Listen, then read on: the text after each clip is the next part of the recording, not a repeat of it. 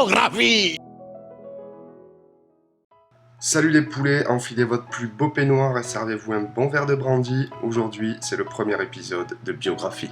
Pour ce premier épisode, je voulais rendre un hommage à Satoru Iwata dont la mort récente a attristé beaucoup de joueurs. Que la paix et le salut de Pikachu l'accompagnent.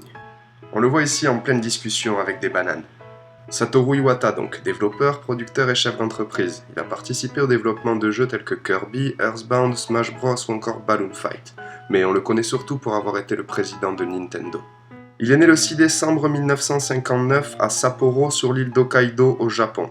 Il s'intéresse très jeune à la programmation, programmant même des jeux sur sa calculatrice. J'ai des amis à moi qui faisaient ça aussi au lycée, mais ils sont pas présidents de Nintendo. Il intègre ensuite l'université en technologie de Tokyo, où il devient major en informatique. C'est avec des amis qu'il rencontre à cette époque qu'il créera en 1982 la société HAL Laboratory. Les lettres H-A-L de HAL Laboratory sont bien sûr un hommage à 2001 de Kubrick. Mais c'est aussi un gros troll à IBM. Je vous laisse chercher par vous-même pourquoi. À ses débuts, HAL Laboratory conçoit surtout des périphériques pour ordinateurs, mais c'est Iwata, qui lui est plus orienté vers le développement de software, qui va demander à ce qu'il rentre en contact avec Nintendo, à l'époque de la NES. Il participera tout au long des années 80 au développement de plusieurs jeux à succès sur cette console, se forgeant alors une réputation de développeur capable de produire des jeux avec de très bons gameplay. En 1993, il devient le président de HAL Laboratory, mais ça ne l'empêche pas de participer au développement de Smash Bros, qui sera lui aussi un franc succès.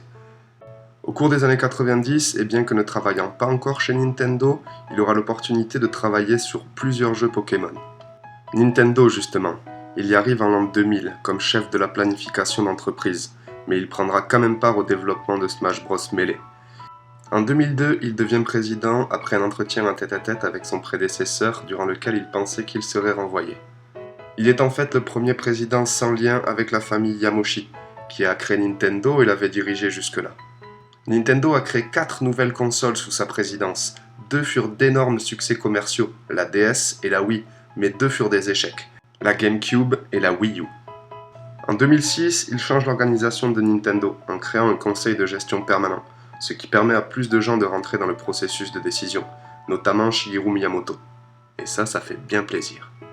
On lui reconnaît aussi d'avoir su changer la manière de communiquer de Nintendo, notamment grâce à la mise en place des Iwata Asks et des Nintendo Direct. Il meurt des suites d'un cancer le 11 juillet 2015, très peu de temps après avoir annoncé l'arrivée de Nintendo sur mobile et la création d'une nouvelle console, la NX. Si je ne devais garder que 3 réalisations d'Iwata, lesquelles seraient-elles ? C'est pas facile à dire. En premier, la DS, sortie en 2004, qui malgré son design de merde à sa première sortie, fut le premier appareil tactile à savoir trouver un public large. En second, la Wii, sortie en 2006, précurseur en ce qui concerne le motion gaming et qui a été capable d'attirer vers le monde du jeu vidéo un nouveau public. Et pour finir, la série des Kirby, qui au cours des années 90 a su renouveler les jeux de plateforme. Pour finir, je dirais que les avis sont assez unanimes sur Satoru Iwata. Tout le monde s'accorde à dire que l'homme et son travail étaient et sont remarquables. Voilà, c'est la fin de ce premier épisode de Biographie sur Satoru Iwata. J'espère que vous aurez appris quelque chose. Et on se retrouve la prochaine fois et on parlera de cinéma. Et il y aura du gros, avec des poils. Salut les poulets!